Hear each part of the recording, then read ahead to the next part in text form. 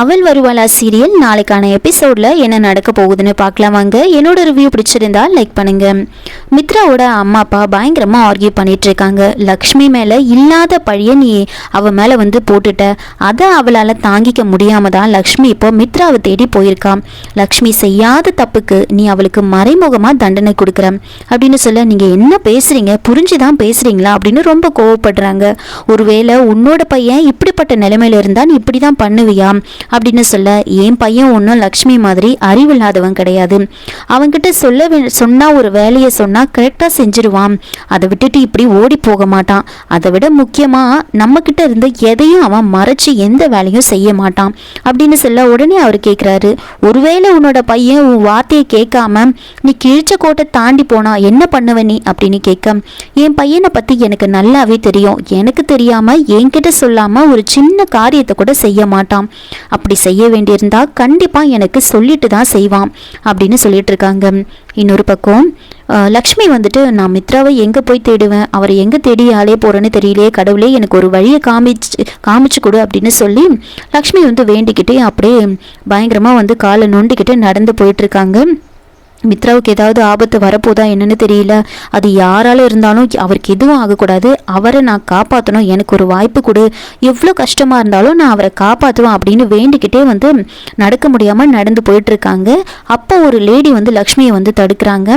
லக்ஷ்மி, நீ கிராமத்தை கடந்து ஊரை கடந்து ஆற்றை கடந்து எல்லையை தாண்டி உன்னோட உறவை தேடி வந்தல, உன் மனசில் நிறைய கேள்வி இருக்கும். அந்த எல்லா கேள்விக்கும் இன்னைக்கு உனக்கு பதில் கிடைக்கும் அப்படின்னு சொல்ல, நீங்கள் என்ன பேசுகிறீங்க எனக்கு புரியல அப்படின்னு சொல்ல, இது வரைக்கும் நீ புரியாத ஒரு வாழ்க்கையில தான் வாழ்ந்துட்டு இருந்த.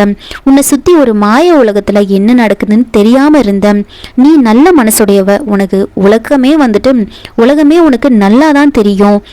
உனக்கு எல்லாரும் நல்லவங்களா தான் தெரிவாங்க. அதனால தான் உன்னை சுற்றி இருக்கிறவங்க உன்னை ஏமாத்துறது உன் கண்ணுக்கு தெரியல அப்படின்னு சொல்ல, என்னது ஏமாத்துறாங்களா, என்ன ஏமாத்துறாங்களா, என்ன சொல்கிறீங்க அப்படின்னு கேட்க, நீ நம்பியவங்களே வந்து உன்னை வந்து ஏமாத்துறாங்க. நீ யாரை சொந்தம் நினச்சியோ அவங்களே வந்து உன் முதுகில் குத்துறாங்க உன்னை அப்படின்னு சொல்ல, நீங்கள் வழி விட்டு நில்லுங்க, நான் என் வழியில் நான் போகணும் அப்படின்னு சொல்ல, என்னது உன் வழியா, எந்த வழியில் போக போகிறேன் அப்படின்னு சொல்ல, அப்போது நான் என்னோட புருஷனை தேடி வந்திருக்கேன், அவரை தேடி தான் நான் இவ்வளோ தூரம் வந்தேன், எனக்கு வழி விடுங்க, நான் போறேன் அப்படின்னு சொல்ல, இங்க பாரு அங்க ஒரு அம்மன் கோவில் இருக்கு, அந்த கோவிலுக்கு போ, அந்த வழியா நீ போ, அந்த கோவில்ல நீ தேடி வந்தவங்க உனக்கு கிடைப்பாங்க, உனக்கான பதில் அங்கதான் கிடைக்கும் அப்படின்னு வந்து சொல்றாங்க.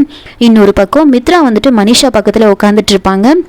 அப்போ யோசிச்சுட்டு இருக்காங்க, நான் செய்யறது சரியா தப்பான்னு எனக்கே புரியல. எல்லாரையும் ஏமாத்திட்டு நான் மனிஷாவை கல்யாணம் பண்ணிக்கிறது தப்பா, இல்லை அவளோட உயிரை காப்பாற்றுறதுக்காக அவளை நான் கல்யாணம் பண்ணிக்கிறது சரியா? எதுவாக இருந்தாலும் இந்த கல்யாணத்தில் எப்படிப்பட்ட சூழ்நிலைனாலும் வரலாம், எல்லாத்தையும் நான் எப்படி சமாளிக்க போகிறேன்னு தெரியல அப்படின்னு மித்ரா ஒரு பக்கம் யோசிச்சுக்கிட்டு இருக்க. இன்னொரு பக்கம் மனிஷா யோசிக்கிறாங்க, இத்தனை நாளாக நான் கண்ட கனவு இன்னைக்கு நிறைவேற போகுது, மித்ரா கூட என்னோட கல்யாணம் நடக்க போகுது, இனிமே என்னோட ஃபியூச்சரை பற்றி எனக்கு எந்த பயமும் கிடையாது அப்படின்னு வந்து யோசிச்சுட்டு இருக்காங்க. அதுக்கப்புறமா வந்துட்டு லக்ஷ்மி என்ன பண்ணுறாங்கன்னா, அந்த கோவிலுக்குள்ளே வராங்க. இங்கே ஐயர் வந்து மந்திரம் ஓதிட்டு இருப்பாங்க. மித்ரா ரொம்ப பயத்தோடு உட்காந்துட்டு இருக்க, மனிஷா ரொம்ப சந்தோஷமாக உட்காந்துட்டு இருப்பாங்க. அந்த கோவிலுக்குள்ளே வராங்க. அவங்கள கிராஸ் பண்ணி தான் லக்ஷ்மி போகிறாங்க. அப்படியே லக்ஷ்மி வேண்டிக்கிட்டே போகிறாங்க, மித்ரா தான் எனக்கு எல்லாமே, இன்னைக்கு அவர் காணாமல் போயிட்டாரு, என்னோட கனவு நனவாகாமல் பார்த்துக்கணும், அவரோட தான் என்னோட வாழ்க்கை, அவர் தான் என் உலகம், என் ஆசையெல்லாம் கனவா ஆகுற மாதிரி நீங்கள் பண்ணிடாதீங்க அப்படின்னு சொல்லி வச்சுட்டு இருக்காங்க. மித்ரா வந்து என்ன பண்ணுறாங்கன்னா, அம்மா அப்பா என்னை மன்னிச்சிடுங்க, உங்ககிட்ட வந்து சொல்லாமல் உங்கள் சம்மதம் இல்லாமல் இந்த கல்யாணத்தை நான் பண்ணிக்கிறேன், என்னை மன்னிச்சிடுங்க அப்படின்னு மித்ரா மனசுலேயே நினச்சிக்கிட்டு இருக்காங்க. உடனே வந்துட்டு லக்ஷ்மி என்ன பண்ணுறாங்கன்னா, நேராக போயிட்டு சாமி கும்பிடுறாங்க. அப்போது மித்ரா வந்து யோசிக்கிறாங்க, லக்ஷ்மி உங்ககிட்ட மன்னிப்பு கேட்கறதுக்கு எனக்கு தகுதி இருக்குதா என்னன்னு எனக்கு தெரியல, நீ என்ன மன்னிப்பியா அப்படின்னு கூட எனக்கு தெரியாது, ஆனாலும் உனக்கு அநியாயம் செய்கிறேன் அப்படின்ற எண்ணம் உள்ளுக்குள்ளே எனக்கு ரொம்ப கஷ்டமாக இருக்குது, இருந்தாலும் வந்து தலை குனிஞ்சு உட்கார வேண்டிய நிலைமை வந்து எனக்கு வந்துருச்சு, என்னை மன்னிச்சிரு அப்படின்னு வந்து மித்ரா வந்து மனசுலேயே நினச்சிட்டு இருக்காங்க. அப்போ வந்து ஐயர் வந்து மந்திரம் ஓதிட்டுருப்பாரு. அப்போது வீட்டில் வந்து என்ன பண்ணுறாங்கன்னா, மித்ரா பற்றி வந்து பேசிகிட்டு இருக்காங்க.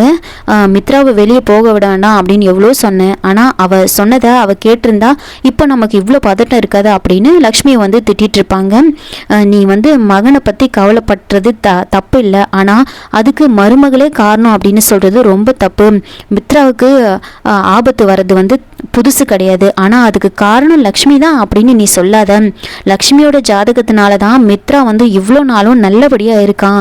லக்ஷ்மியை மித்ராவுக்கு கல்யாணம் பண்ணி வச்சதுனால தான் அவன் இன்னும் உயிரோடு இருக்கான் அப்படின்னு வந்து சொல்கிறாங்க.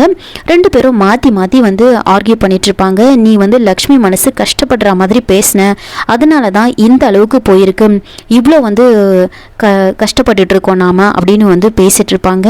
ஆனால் லக்ஷ்மி கடவுளை வேண்டிக்கிட்டு நேராக வந்து அந்த கோவில்களில் போயிட்டு வேண்டிட்டு இருப்பாங்க. இங்கே வந்துட்டு ஐயர் வந்து மந்திரத்தை ஓதிட்டு தாலி கட்ட சொல்லி சொல்கிறாங்க.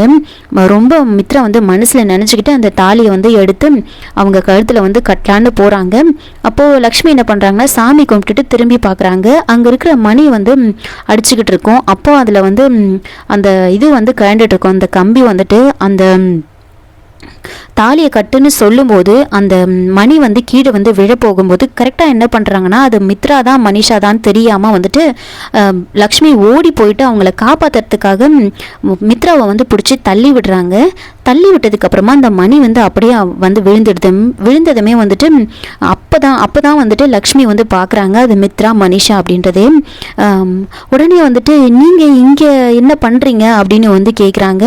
உடனே வந்துட்டு ஐயர் வந்து சொல்கிறாரு, இவங்களுக்கு கல்யாணம் இந்த கல்யாணம் நடக்கிறது அந்த இயற்கைக்கே விருப்பம் இல்லை போல இருக்கு, அல்லது அம்மனுக்கு வந்து ஒப்புதல் இல்லையா என்னன்னு தெரியல, அதனால தான் இந்த தடை வந்திருக்கு. சரியான நேரத்தில் உன்னை அந்த அம்மன் அனுப்பி அவரோட உயிரை காப்பாற்றிருக்காரு. நாம் ஒன்று நினச்சா கடவுள் வந்து வேற நினைப்பார்னு சொல்லுவாங்கல்ல, அது மாதிரி தான் இந்த கல்யாணம் நடக்கக்கூடாதுன்னு அந்த ஈஸ்வரனே நினச்சிருக்காரு போல அப்படின்னு சொல்லிட்டு அங்கேருந்து போயிடுறாங்க. நீங்கள் மந்திரம் சொல்ல வேண்டியவர், இப்படிலாம் வந்து சொல்லாதீங்க அப்படின்னு சொல்ல, அப்போ உடனே லக்ஷ்மி கேட்குறாங்க, மித்ரா நீங்கள் ஏன் இங்கே இருக்கீங்க, என்ன நடக்குதுங்க அப்படின்னு கேட்க அவங்க வந்து கல்யாணம் சொல்லிட்டு போயிடுவாங்க.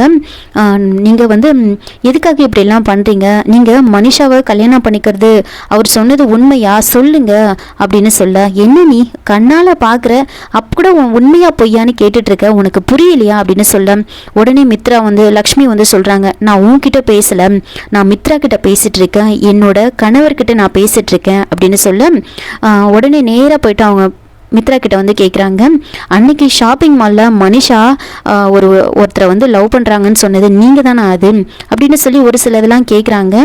அப்படின்னு அதுக்கப்புறமா மனிஷா கிட்ட கேட்குறாங்க, நீ நீரஜை தானே வந்து லவ் பண்ணுறேன்னு சொன்ன, அவன் கூட நிச்சயதார்த்தம்லாம் நடந்துச்சு, அவனை கல்யாணம் பண்ணிக்கிறதுக்கு தானே நீ ரெடியாக இருந்த, வாயை திறந்து பேசு அப்படின்னு சொல்ல, நான் காதலிச்சது நீரஜை கிடையாது, நான் காதலிச்சது மித்ராவை தான், அதே மாதிரி நான் என்ன காதலிச்சதும் வந்து மித்ரா தான் அப்படின்னு வந்து சொல்கிறாங்க.